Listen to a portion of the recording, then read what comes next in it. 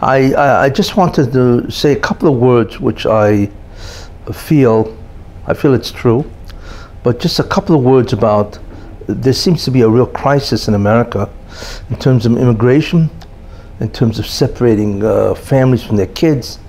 There's a whole, what's called tumult in the media about the whole concept of immigration and so on, which really they have yet to solve, obviously, you know. But I had mentioned quite a while ago, a year ago actually, that I believe that the whole crisis with North Korea was to teach Trump a lesson. And that is that he must deal with Iran because Iran is a existential crisis to Israel. So what the Rabbi was showing him, let me teach you what a crisis is, what an existential crisis is. And all of a sudden, out of nowhere, this whole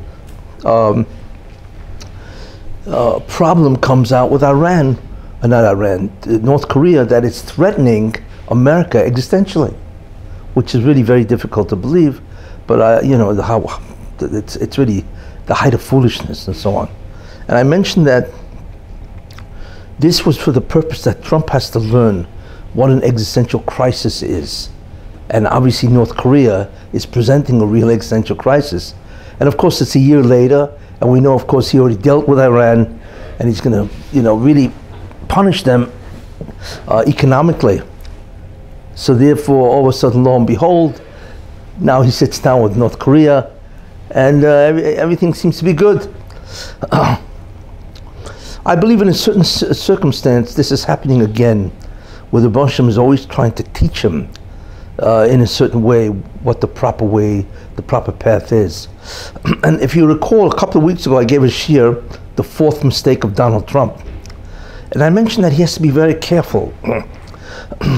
Because in many ways, his job, of course, is to protect the Jewish people, to further their ability, of course, to do the tikkun, and of course, to protect them against Europe and the United Nations, and so many different forces that are arrayed against him, which I mentioned.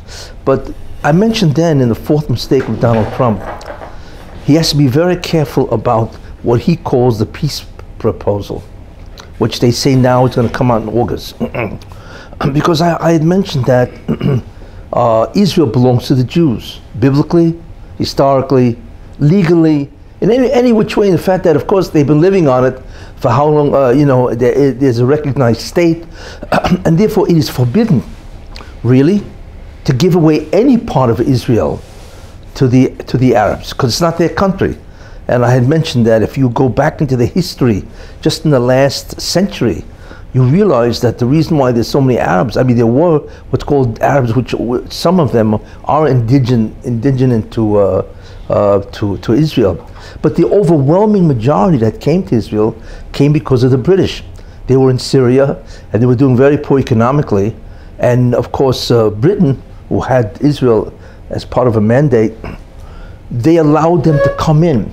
And that's really what has created this enormous problem, what the British did and so on, you know.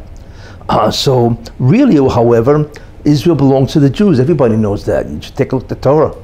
You know, how many times does God say these, I will give you the land? I mean, it's absurd. Anybody reading the Torah sees exactly, biblically, what God wants. Then, of course, historically, we know what is that even the Christian Bible says that Yeshu, their guy, right, were turning over the money-changing tables of Jerusalem, because that's where the Beis HaMikdash was. They admit that the Beis HaMikdash was there, and Israel belongs to the Jews, and so on, you know. And then, of course, so that's historically for thousands of years.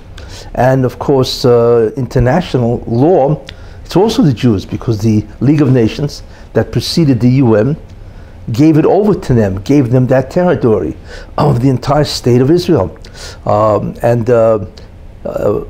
What they did, and then the British, of course, cut up, because Israel was supposed to have also the Jordan. And what they did is, the Britons, because they wanted to curry favor with the Arabs for their oil, they allowed the Arabs in Jordan to take over an enormous amount of territory that would have been given to Israel. In any case, that really is illegal, because they went against the, what's called, I think, the San Remo Conference in 1923, which gave the whole property, territory of Israel they call Palestine, which was Jordan and Israel. They gave it, of course, to the Arabs. So Britain really created this terrible problem of today. Therefore, Trump has to be very careful not to give anything back to the Arabs. I mean, if you want, Arabs can be, like I said, they can be, citizens of the state of Israel, but even then, a limited democracy. That's what Israel really is, because Israel is really a Jewish state, and therefore, nobody but Jews can vote in that state. And that's what a limited democracy is. They are a democracy because citizens can vote for the government, but since Israel is a Jewish state, it is a Jewish democracy, which automatically means you have to limit the amount of people that can vote. But you cannot give land to the Arabs. That's called a two-state solution. And therefore, based on these ideas, if you think about it, the Arabs are really illegal immigrants. Certainly to give them the state is illegal because it's not theirs. So I think this whole crisis with illegal immigrants and they don't belong here, and there's a whole fight now what to do. It's just a warning that, hey, I'm going to give you now a tremendous problem of illegal immigration, and there's the whole country, a great deal of the country is coming out against you, because I want to teach you what an illegal immigrant is. Don't give my people's country, Israel, to illegal immigrants, basically, because it's not theirs. You cannot do a two-state solution. So I believe that this whole crisis that has just happened in America is a warning to Trump. Like God warns him in other times, like I mentioned, but it's a warning to Trump. Be careful. The state of Israel belongs to the Jews and no one else. You want to give land to the Arabs? You got Jordan. You have, I think there's 23 Arab states, and there's only one tiny little Israel. So how you can even think about giving this country, I mean, the whole Israel is about big as New Jersey, and there's 23 Arab states. Israel, I think, has 10,000 square kilometers. Jordan, I think, has 95,000 square kilometers. And that's just Jordan. Then we're looking at Saudi Arabia, you're looking at Syria and all the Arab states. So how in the world do you split this tiny little piece of land and take away from the Jews? I mean, it's unheard of, the inequity of what's going on. So I just think that this is a warning to Trump. You will be visited with this crisis called illegal immigration, because be careful, don't allow illegal immigration into Israel, which to give a two-state solution that the Arabs can actually take away part of Israel.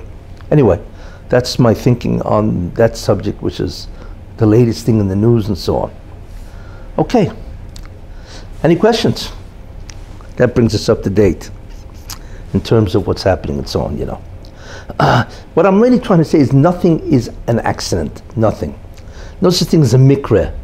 Everything that happens has a purpose, and the purpose tries to achieve something. And in this case, Trump has to be aware of what it means to have illegal immigrants come into a country. So be careful. Don't do this to the Jews.